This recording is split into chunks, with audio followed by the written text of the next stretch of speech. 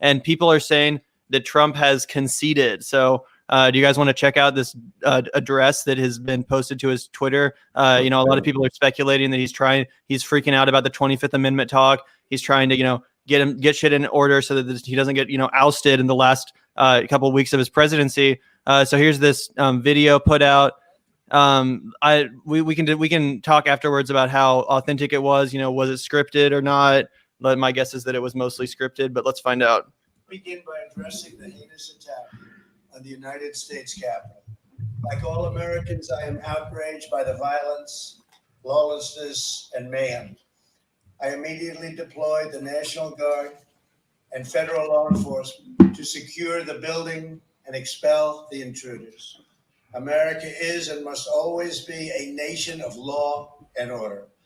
The demonstrators who infiltrated the Capitol have defiled the seat of American democracy.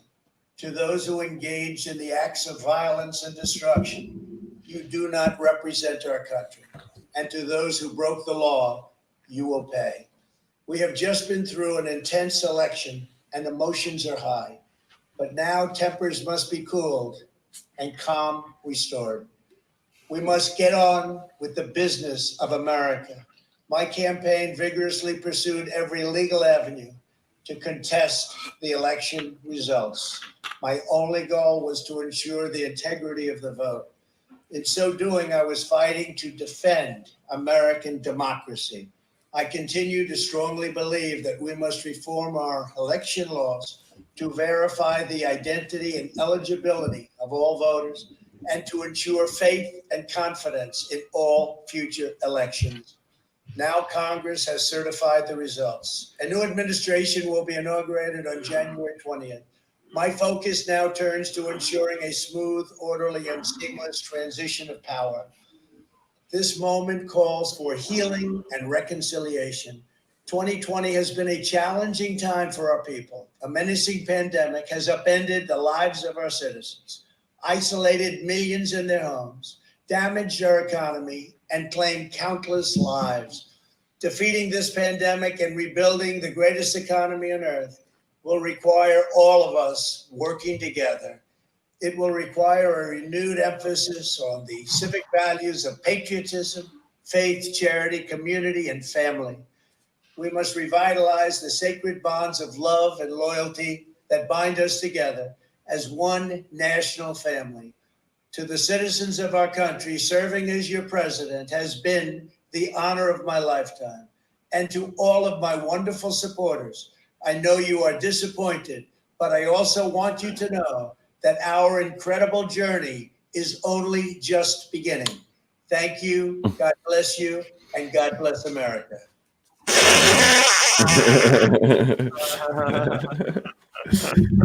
Yeah, that was 100% scripted. I have to take a piss, but that was my take.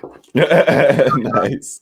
That was definitely scripted. What was your reaction, Kahmali? You hadn't seen that or anything? Was that your first time? Yeah, that was my first time seeing that. I mean, all the immediate takeaways. I mean, good. The basic barest of minimum of things that needs to be done to uphold the sort of democratic norms and such of like peaceful transfer of power and those sort of basic things. Of course, this coming in the wake of him doing everything that he possibly could to go against that. But like the thing that stood out to me, of course, is that I always listen for is like, what is he calling these people? Because I know the way that he talks about Black Lives Matter, protesters and activists, and we're always, we're criminals, we're thugs, we're terrorists even, but like he calls them demonstrators and intruders, which I thought was the strongest word that he used there against them, intruders. But very flowery language around these, the people that he sees as supporters. So, I just thought that it was like the barest of minimum of things. But more than honestly I expected. But it felt to me like like, he had like a gun pointed at him, and like this was like under threat of like, you got to do this right now, or like, I think like a hostage video. I think he was terrified of a few things. I think he was genuinely shook by the fact that Twitter like was about to block his account. I think that dude loves his fucking Twitter so much, and he was actually genuinely scared of losing that. They blocked him for like 12 hours, right? They suspended his account. And Mike Pence unfollowed him, which I thought was just hilarious. Mike Pence unfollowed him. So yeah, that was like one of the final straws yesterday when he was like trying to Mike Pence unfollowed him.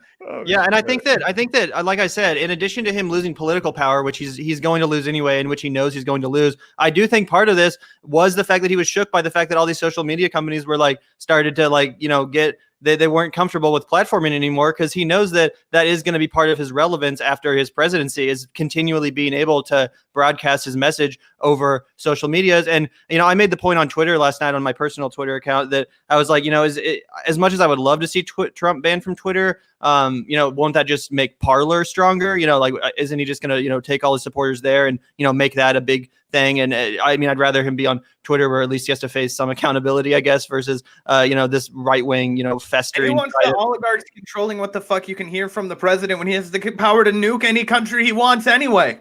Yeah, and again, while I do think he would go immediately to Parler and take his supporters there and try to boost that platform, he knows that he would not accumulate as big of a following there as he has on Twitter. He knows that he wouldn't get headlines about his dumbass tweets and his middle of the night rants and stuff like that. And obviously his whole presidency has just been a craven, narcissistic, media obsessed, ego trip. And if he loses any of that ability to connect with a audience and make headlines, I think that's really what he's terrified of most of all, because obviously this has just been a media venture from the beginning. Like Zach mentioned earlier, he really just ran in the first place to boost his profile, probably not really anticipating the win.